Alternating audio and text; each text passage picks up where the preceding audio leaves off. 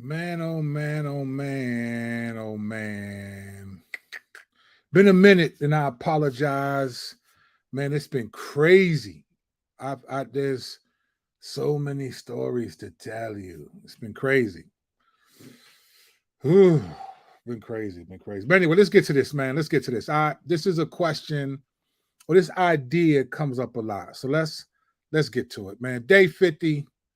It should be like day 64 or something right now, but it's day 50. All right. Welcome to CNN. I'm Kirk Kennedy. I'll be your host. Let's go in. All right. Here's the reality. Here's the reality when it comes to um, this issue, right? This is an issue that people are offended at God about and angry about. Even Christians struggle with this idea. And let's be clear, it is a very difficult subject, right? The idea of hell, and depending on your what you think about the Bible, your theological kind of underpinning, you're going to have different opinions about it. But there is a one thing that I feel like people often forget about hell. Now, I've heard over the years, I've heard many questions in various ways. Sometimes like, how could a good God or how could a loving God send people to hell? And it's a good question to ask. But there's one question that people never ask to help them understand that question. And we're going to talk about that today. I'm not going to take a lot of your time. I know you're busy. I'm crazy busy. Let's talk about it. All right. Let's just say this real quick. What exactly is hell? Hell is an expression of the wrath of God. And what's the wrath of God? The wrath of God is God's commitment to remove all love, hope, mercy, grace, gentleness, kindness. Is a commitment to remove all of that away from any individuals who are going to receive the opposite of that. It is a decision, a commitment by God to take away all of the attributes that have to do with love, mercy, and grace, and only give those people the anger, the judgment, the utter whole. It's really the wrath of God is a very scary thing, and you don't have to believe in him. But even if you don't believe in God, right? There are times we've seen people just angry, and their displays of anger have been crazy, right? So the wrath of hell is an expression of the wrath of God. It's a place for people who he's going to show no mercy, no grace, no kindness, all of that too. All right. So that's that. But here's the thing. Here's the real reason. Now, people, if someone asks you, why do people go to hell? There's a number of reasons they'll say, right? But let's be clear. There's one thing that people never ask. There's one question that people never ask. And it's the one thing, there's one thing that we must remember about hell in order to even make sense of it. Now, what I'm about to say may not make you feel more comfortable with it, but it is a reality. There's one thing that we have to remember about hell, and one question that people never ask when they say, why does a loving God send people to hell? Here's the one question they never ask. Why did God send his own son to hell? Right? This is the thing we have to remember about hell is that hell is an expression, it's a place where the wrath of God is going to be there forever. There's no love, there's no mercy, there's no forgiveness, there's no grace, there's none of it, right? That is the wrath of God, what people are going to experience, right? If that's the case, if that's what hell is, then the only person who's sufficiently gone to hell and experienced the wrath of God is actually Jesus Christ. This is the crazy part. Now, this is important to remember. Out of all the ways that God could have chosen to bring salvation, right? Could have chosen it. He chose the most brutal, violent way possible.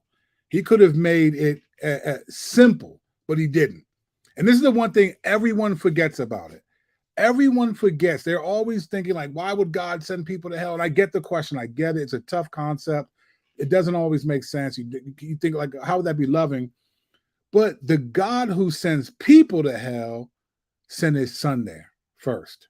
So you have to understand, if God would send his son there, and this is the real reason. The real reason that people are going to hell is because he sent his son there first. And if he was willing to send his son there, and why would he not send people there who reject his son?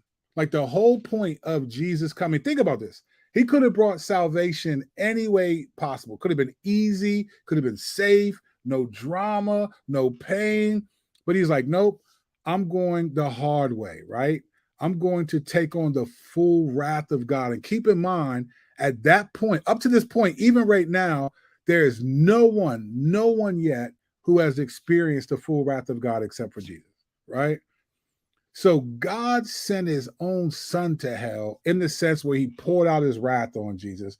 Hell doesn't have to be a location. For Jesus, it was on the cross. That the wrath of God fully poured out. And mind you, what Jesus experienced on the cross is an eternal traumatic moment. Like Jesus was fully God and fully man, so he's not processing the punishment of hell. He's not processing that just from a human being. He's processing this anger. Like, think about this. If you just imagine, if you're old Earth and you think the Earth is millions of years old, right? Or if you're young Earth and you think it's thousands of years old. However old you think the Earth is, there's a thing called eternity past. That was eternity before the world came into being, all right? From eternity past, God hates sin, right? Hates it. And so whether it's a million years or thousands of years, Jesus is experiencing an eternal hatred for sin that is the wrath of God. This is an eternal traumatic moment. He's not processing this just as a human being, but as God, with the knowledge of God's hatred and the eternal, the timeless. It's almost like Jesus was 6 hours on the cross. It's almost like he spent 6 forevers on the cross, each hour like a forever moment. This was an eternal traumatic moment. And this is God saying, I'm going to bring salvation through this way. So if God would send his son to hell to forgive people, why would he not send people there who reject the forgiveness that his son provides, right? I mean, this is essentially what Hebrews is saying in Hebrews 10.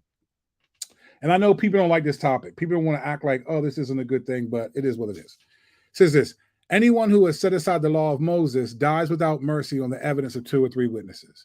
How much worse punishment do you think will be deserved by the one who has trampled the Son of God, underfoot the Son of God, and has profaned the blood of the covenant by which he was sanctified and outraged the Spirit of grace? This is the point. Like, people are going to hell. The real reason people are going to hell is because God sent his son there. And you know what? To be honest, I never hear people struggle with God sending Jesus there. No one struggles with that. People always struggle with God sending them there or someone that they love there, but no one ever struggles with Jesus being sent there. I think it's an interesting topic. But anyway, sorry for being gone so long. We're trying to get back. Let's do it. Grace and peace.